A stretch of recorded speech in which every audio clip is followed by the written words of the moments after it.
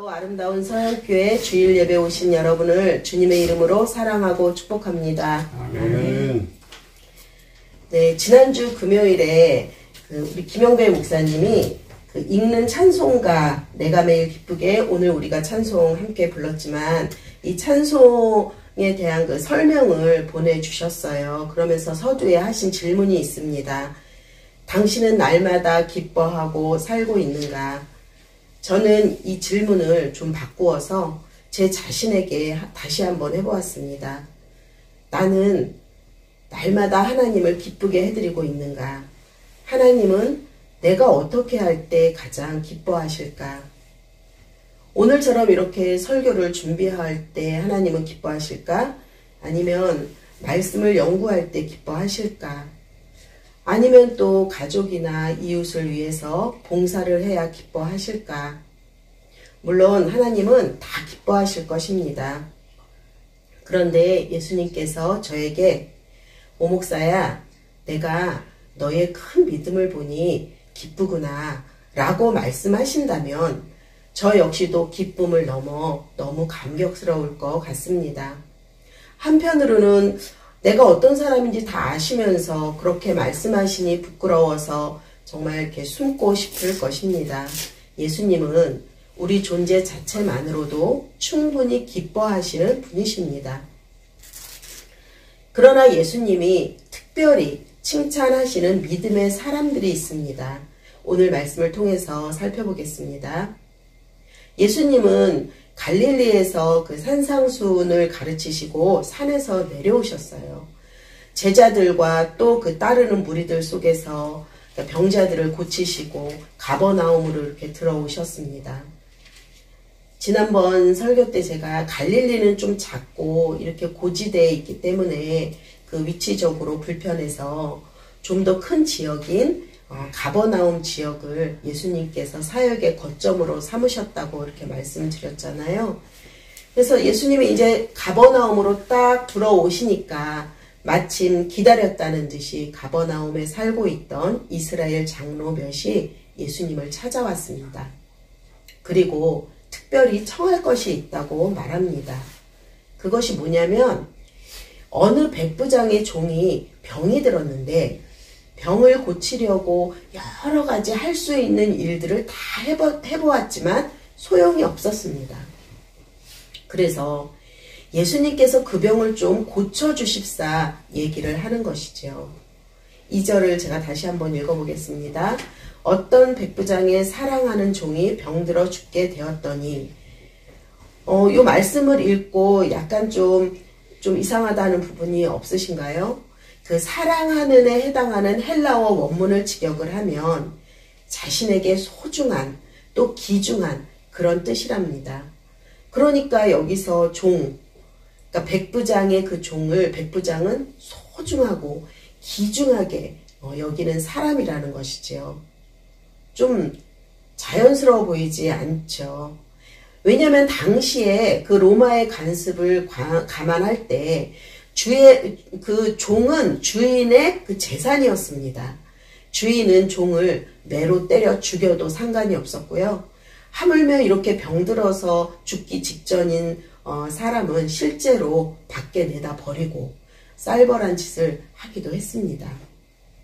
그런데 다 죽어가는 종을 어떻게 해서든지 고쳐보려고 백방으로 알아보며 애를 쓰는 백부장이 있습니다. 백부장은 종을 재산의 일부로 하찮게 여기지 않았을 뿐더러 종을 사랑하고 그 종을 위해 마음을 쓰며 아주 존귀한 존재로 여겼습니다. 당시 백부장이라고 하면 100명의 부하를 거느린 로마군의 근간을 이루는 핵심으로 인정받는 계급이었습니다. 우리나라와 지금 이렇게 비교를 해도 보병 중대장인 대위에 해당하는 그런 지휘관입니다.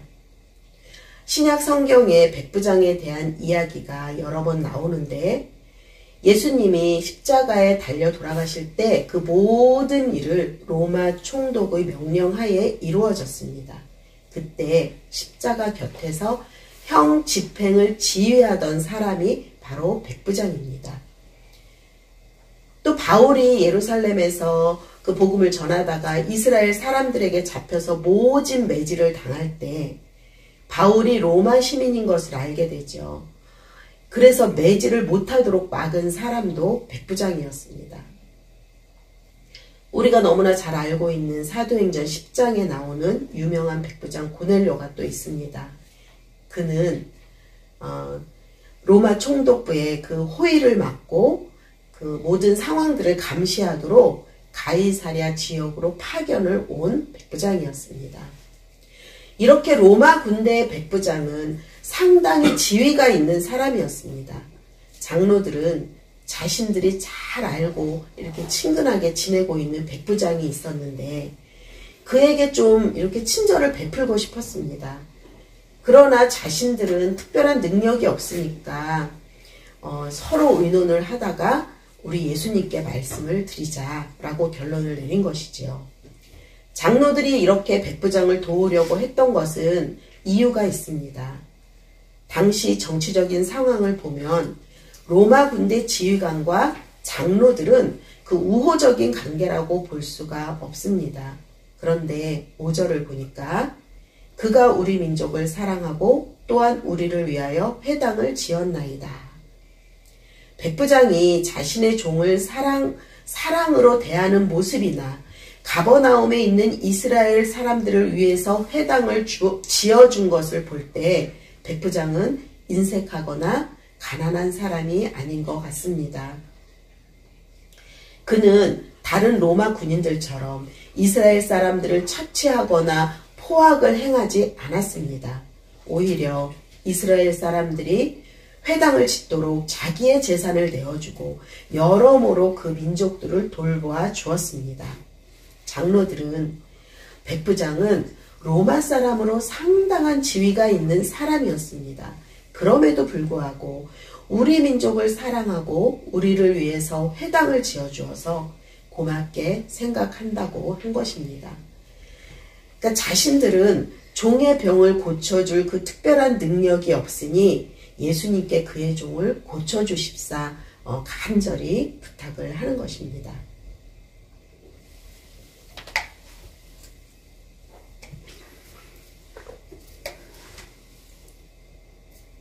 김기배 목사님이 여러 번 말씀하신 적이 있는데요. 그 젊은 전도사 한 명이 교회를 개척하려고 하니 아무도 그 예배드릴 장소를 내어주지 않았답니다. 그런데 그 마을에 스님이 자신의 집에서 예배를 드리도록 허락을 해주어서 그 산청 마을에 교회가 생기고 지금까지도 그 교회가 있고 그 젊은 전도사님이 지금 담임 목사님으로 계신다고 그런 얘기를 들었습니다. 로마 사람들이라고 해서 모두 다 이스라엘을 적대적으로 대한 것은 아닙니다. 하나님은 당신의 일을 이루기 위해 때로는 적도 사용을 하십니다. 2015년 개봉한 그 암살이라는 영화가 있습니다. 많이들 보셨을 텐데요. 그 내용은 조선 주둔관 사령관을 암살하려는 의열 단원들의 활약을 그 박진감 넘치게 그려냈습니다. 저도 보면서 막 가슴이 쫄깃쫄깃 했었는데요. 이 영화는 상해에서 경성으로 잠입한 그 주인공들을 돕는 일본군 기무라가 등장을 합니다. 첫 만남에서부터 나는 조선 독립을 찬성하오 라고 인사를 하지요. 그리고 목숨을 건 그 활약으로 암살 작전에 기여합니다. 영화 스토리는 물론 허구였지만 독립운동을 도운 일본인은 실제로 존재했습니다. 예수님은 장로들의 간청에 그렇다면 그 사람이 우리 민족 이스라엘 사람들에게 친절을 베풀었으니 좌우지간에 한번 가보자 라는 마음이 있었겠지만 그보다는 낮은 자를 섬기고 사랑하는 그 백부장의 마음 때문에 가시지 않았을까요? 백부장의 집을 향해 가는 도중에 백부장이 친구들을 보내 이런 말을 전합니다. 6절 하반절입니다. 주여 수고하지 마옵소서. 내 집에 들어오심을 나는 감당하지 못하겠나이다. 말씀만 하사 내 하인을 낫게 하소서. 예수님이 그 소리를 듣고 기이 여기시고 뒤를 따라오는 사람들을 돌아보시고는 내가 오늘날까지 이스라엘 중에서도 한 번도 이런 믿음을 만나본 일이 없었다라고 하셨습니다. 사실 백부장은 예수님께 나온 일이 없습니다. 백부장이 게을러서 안 나온 것도 아니고요. 자기 지위가 높다고 해서 뽐내느라고 그런 것은 더욱더 아닙니다. 주여 수고하지 마옵소서. 말씀만 하시면 병이 낫겠습니다. 말씀 한마디면 족할 터인데 왜 여기까지 오십니까? 주께서 제 집에 오시는 것을 감당을 못하겠고 제가 감히 예수님을 뵈러 나갈 수 없는 사람입니다. 보통 사람들은 예수님이 우리 집에 오시면 좋지 뭐 그래서 종의 병을 낫게 해주신다면 너무 좋겠는데? 라고 생각할 것입니다. 이것은 신앙으로 생긴 행동이라고 강조할 만하지는 않습니다. 왜냐하면 그때에는 허다히 많은 사람들이 직접적으로 간접적으로 은혜를 받으러 예수님 앞으로 왔기 때문입니다. 일상에서 아프고 괴로운 일이 있으면 아이고 예수님께 가면 낫겠구나. 그래서 병을 고치기 위해 예수님께 나아가는 것이 특별한 것이 아니었습니다. 가버나움에 살던 그 왕의 신하가 오셔서 제 아들을 고쳐주십시오 라고 간청했던 적이 있습니다. 더군다나 가버나움에 사시면서 시몬의 장로의 병을 고치려 직접 가셨고 또 문둥병자와 중풍병자를 낫게 하신 일도 많이 있었습니다. 어떤 사람들은 병을 치료받기 위해 여러 가지 방법을 사용해보고 백약이 무효하던 한 상태가 되었습니다. 그때 예수님이 고쳐주셨기 때문에 진실한 신자가 되기도 했습니다. 그러나 대부분의 사람들은 예수님의 기사와 이적을 통해서 실제로 얻은 이익만을 챙겼습니다. 예수님을 알지만 예수님이 누구인지는 중요하지 않았습니다. 우리의 지식으로는 헤아릴 수 없는 예수님 안의 그 능력과 신비로운 힘을 이용해서 내 문제를 해결하고 내 불행을 채우고 내 행복만을 지키면 된다고 생각했습니다. 그분의 말씀을 신뢰할 수 있는지 없는지 관심이 없었습니다. 그래서 사람들은 서로 이렇게 눈치를 보면서 병이 낫는다고 하니 뭐 믿져야 본전이네 한번 가보지 라는 마음으로 오고 갔습니다. 사람들은 이스라엘의 많은 선지자 중에 한 사람으로 예수님을 생각했던 것입니다. 한마디로 병을 낫게 해주는 그런 분으로 알고 있었던 것이지요. 우리는 어떻습니까?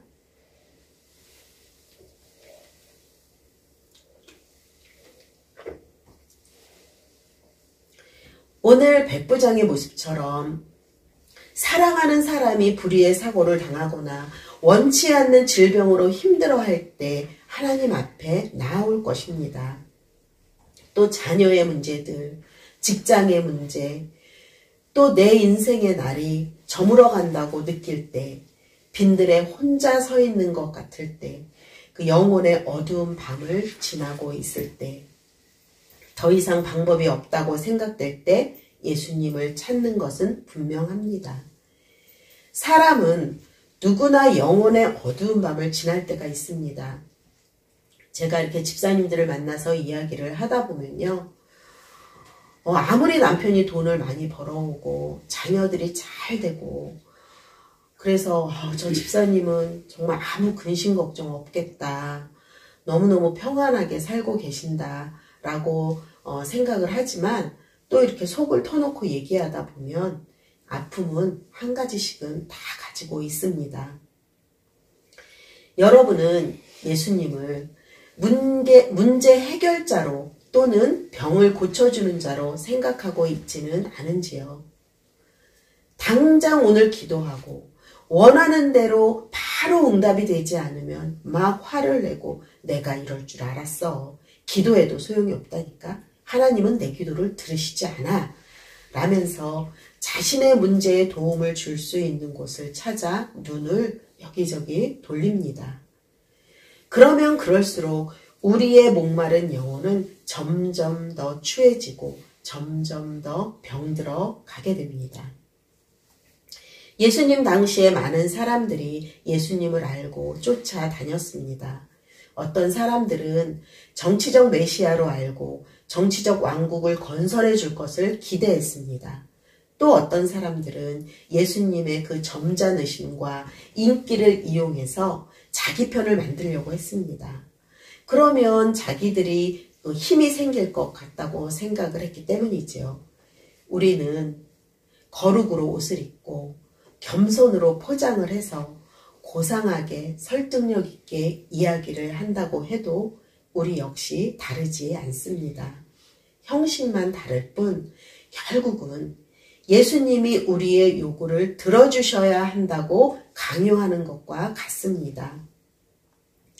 예수님의 모든 것을 이용하려는 마음은 같은 것이지요. 그 와중에 예수님께서 내가 이스라엘 중에서도 이만한 믿음을 만난 적이 없다라고 백부장의 믿음을 칭찬하신 것입니다. 백부장은 예수님이 내 집에 오신다는 것은 무엇을 의미하는가? 내가 감당할 수 있는 말인가? 나는 죄인이고 비참한 한 인간에 불과한데 그런데도 예수님 같은 분이 여기에 오시는 것을 그냥 좋습니다. 어서 오십시오. 라고 가만히 있을 수는 없었습니다. 우리도 주님 앞에 서는 그 순간까지 자격 없는 죄인임을 고백하며 하나님의 은혜 안에 머무르시기 바랍니다. 아멘. 백부장은 예수님의 그 권위와 능력을 믿었습니다. 예수님이 어디에 계시든 한마디 명령만 하면 거리가 멀든 가깝든 상관없이 병을 낫게 하실 분임을 알았습니다. 예수님은 어렵다고 문제를 해결하지 못하시고 쉽다고 문제를 해결하시고 그런 분이 아님을 알고 있었던 것입니다. 그런 거로 말씀만 하사 내 하인을 낫게 해주소서라고 말하고 있는 것입니다. 백부장은 그 아래 군병들에게 가라 하면 가고 오라 하면 오고 그 세상 권력의 명령으로 이리저리 움직일 수 있는 사람입니다. 그러나 예수님은 세상 권력을 타고 명령하시는 분이 아닙니다. 예수님 자신의 그 신적 권위에 의해서 말씀하시니 모든 문제와 병의 세력들이 순종하고 떠나는 것을 알았습니다. 6절 하반절의 백부장의 말을 읽어보겠습니다. 주여 수고하시지 마옵소서. 내 집에 들어오심을 나는 감당하지 못하겠나이다. 이 말은 주여 말씀하십시오. 그러면 제가 순종하겠습니다. 라고 한 것이 아닙니다. 주여 말씀에 당연히 순종할 병마, 그 병마를 물리쳐 주십시오. 라고 말씀하신 겁니다. 이렇게 말씀 한마디에 세상 모든 세력을 좌우할 수 있는 사람은 세상에 아무도 없습니다. 오직 예수님 한 분밖에 없음을 백부장은 믿은 것입니다. 세상 모든 세력을 좌우할 수 있는 분은 예수님 한 분밖에 없음을 믿으시는 여러분 되시기를 바랍니다. 네. 여러분 생각해 보십시오. 세상 모든 권력을 좌우할 수 있는 그런 권세를 가진 분이 우리 같은 사람의 집에 오신다면 마냥 기뻐할 수만은 없을 것 같습니다. 혹시 내가 잘못한 것은 없는지 나 자신을 막 돌아보고 두려움이 생겼을 것입니다. 내가 그분께 얼마나 순종하고 내가 그분께 얼마나 굴복했는지를 생각하니 감당할 수가 없고 감히 그분께 나아갈 수가 없는 것입니다. 주여! 라고 백부장의 그 말 속에 이미 예수님이 누구신지 확실히 알았기 때문에 예수님을 경외하는 마음과 공경이 담겨 있었습니다. 그분은 너무 숭고한 분이라 내 집에 오실 수 없고 내가 감히 그 앞에 나아갈 수도 없다. 그러니 말씀 한마디만 하시면 제 하인이 낫겠습니다. 라며 예수님의 긍휼을 구하고 있습니다. 나의 소원을 들으신 예수님이 긍휼히 여기셔서 냉정하게 물리치지 않으실 것을 기대하고 신뢰하며 백부장은 얘기한 것입니다. 이것이 백부장의 믿음입니다. 중요한 것은 당시의 이스라엘 사람들은 예수님을 알았지만 시시비비가 너무 많았습니다. 한편에서는 예수님을 죽이려고 그 사람들이 이렇게 일어나고 있었고, 또 그 반면에 예수님을 따르는 몇몇 제자들을 제외하고는 많은 사람들이 예수님에 대해 오해를 하고 있었습니다. 전통적인 서기관들이나 율법 학자들의 그 잘못된 가르침과 또 대다수의 사람들은 예수님을 정치적인 메시아로 생각했습니다. 자기 좋을 대로 생각을 한 거죠. 그래서 자유롭고 도덕적인 메시아 왕국을 건설해 줄 분으로 잘못 알고 있었습니다. 그래서 예수님을 이용하려고 하거나 그렇지 않으면 자신들이 원하는 대로 하려고 생각하고 있었습니다. 자신들은 선택받은 민족으로 스스로 하나님의 계시를 받고 있다고 뽐내고 있었죠. 그런 속에서 이 이방 로마 사람이 섞여 있었던 거예요. 희한하고 기이하게도 이 백부장은 정상적인 믿음으로 성장을 했습니다. 9절 말씀 목사님 띄워주실 수 있으신가요? 9절 말씀 네, 함께 읽으시겠습니다. 예수께서 들으시고 그를 놀랍게 여겨 돌이키사 만나는 그에게 이르시되 내가 너희에게 이르노니 이스라엘 중에서도 이만한 믿음은 만나보지 못하였노라 하시더라. 아멘. 이스라엘 중에서도 이만한 믿음을 만나보지 못하였다라고 칭찬하셨습니다. 이스라엘 민족은 택한 백성으로 그들이야말로 진짜 예수님에 대해서 제대로 알고 정상적인 믿음을 가져야 했습니다.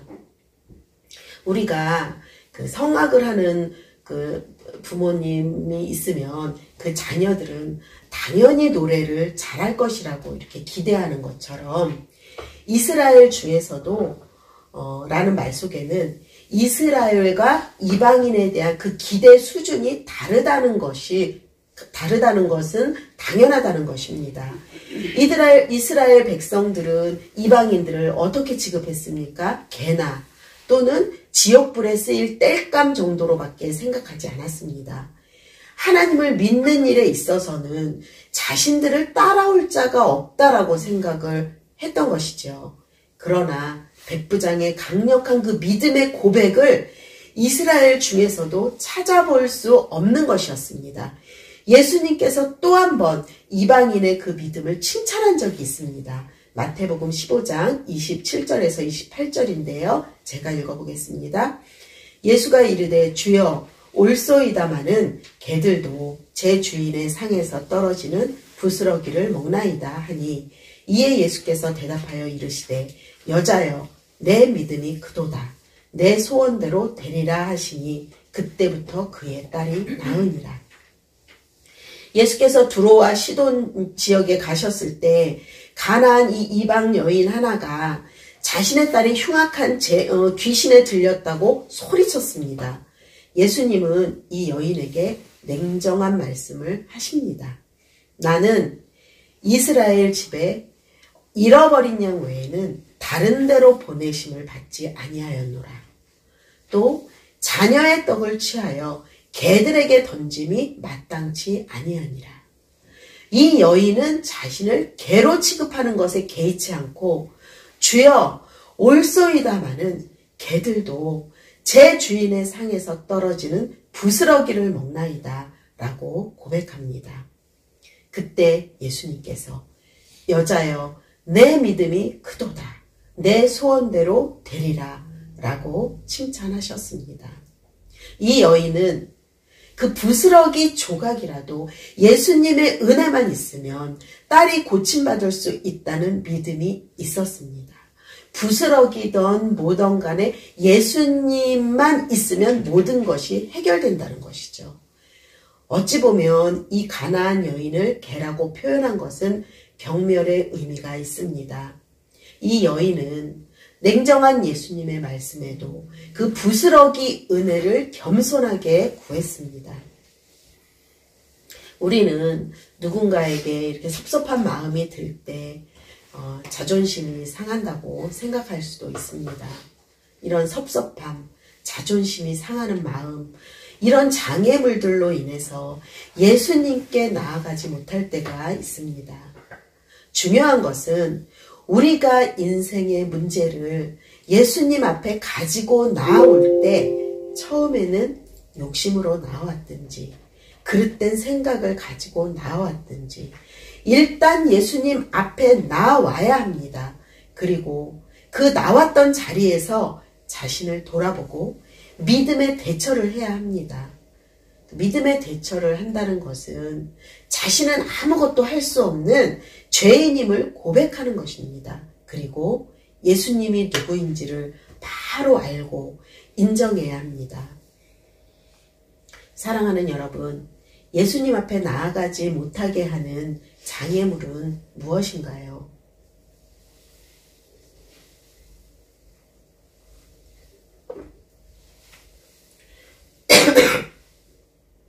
주변 환경이나 사람과의 관계에서 어려움이 있겠지만 그보다 더 큰 장애물은 나 자신일 것입니다. 언제나 가장 좋은 자리, 가장 높은 자리를 요구하면서 그 요구가 받아들여지지 않으면 크게 상처를 받습니다. 그 장애물을 제거하는 믿음을 소유하시기 바랍니다. 우리는 세상에서 살아가면서 자기의 생각을 말할 때나 맡은 일을 할 때 잘못이 드러나기라도 하면 거룩의 옷을 입고 이렇게 포장을 하면서 우리의 포장을 합니다. 그러나 우리의 모습을 숨길 수는 없습니다. 우리 큰아이가 사춘기를 겪으면서 갈등을 많이 했거든요. 근데 어느 날 남편이 이렇게 해서는 안 되겠다. 그래서 어떻게든 아이의 말을 들어주고 이해하려고 애를 썼습니다. 그래서 웬만하면 그 싫은 소리 안 하고 아이에게 그랬구나. 그래 괜찮아. 네 마음이 그랬구나. 무진 애를 썼습니다. 저도 그렇고. 그렇게 이제 다독여 주었는데 이게 웬일입니까? 더 크게 웃는 거예요. 저희를 보고. 그러면서 우리 아이가 하는 얘기가 아빠는 말로는 이해한다고 해. 괜찮다고 해. 그런데 아빠의 표정이나 말투가 아니라는 것을 나는 느낄 수 있어. 아빠의 속이 그렇지 않다는 걸 나는 보여. 이렇게 얘기를 하더라고요. 그렇습니다. 믿음이 이렇게 풍부해지기란 쉽지가 않습니다. 그러나 답은 있습니다. 말씀을 듣고 그 말씀을 잘 품고 있어야 됩니다. 우리는 너무나 이제 좋은 말씀들이 너무나 많잖아요. 유튜브를 틀어도 그렇고 너무 훌륭하신 목사님들의 설교를 들을 수 있습니다. 근데 듣고 이것들을 흘려버려요. 그러니까 주변에서 들려오는 부정적인 생각들, 그렇지, 하나님은 나에게 이런 분이야 라고 하는데 다른 사람들이 막 다른 얘기들을 하면 그런 부정적인 얘기들에 또 말씀을 빼앗기고 또 사라지게 만들고 말아버립니다. 그럴 때 우리 안에 있는 말씀이 사라지게 되는데 우리가 그 말씀을 잘 품고 붙들어야 합니다. 아멘. 네. 그럴 때 우리 안에 있는 말씀이 더 시간이 지날수록 명확해질 것이고 더 구체적으로 풍부해지는 그런 신앙을 갖게 될 것입니다. 그러나 연약한 우리의 힘으로는 할 수 없습니다. 성령님의 도우심을 구하십시오. 성령님 내 안에서 역사하시어 거룩으로 옷 입고 겸손으로 포장했던 우리에게 거룩의 영과 겸손의 영으로 덧입혀 주십시오. 백부장과 같이 낮은 자를 섬기고 귀하게 여기며 가나안 여인처럼 인내하며 승리하게 하여 주십시오. 라고 고백하십시오. 사랑하는 여러분, 한 주간 내가 섬겨야 할 사람은 누구인지, 또 내가 인내해야 할 부분은 무엇인지 생각하시며 승리하는 한 주간 사시기 바랍니다. 그리하여 예수님께 큰 믿음이라 칭찬받는 아름다운 운정교회 여러분들 되시기를 간절히 바랍니다. 아멘.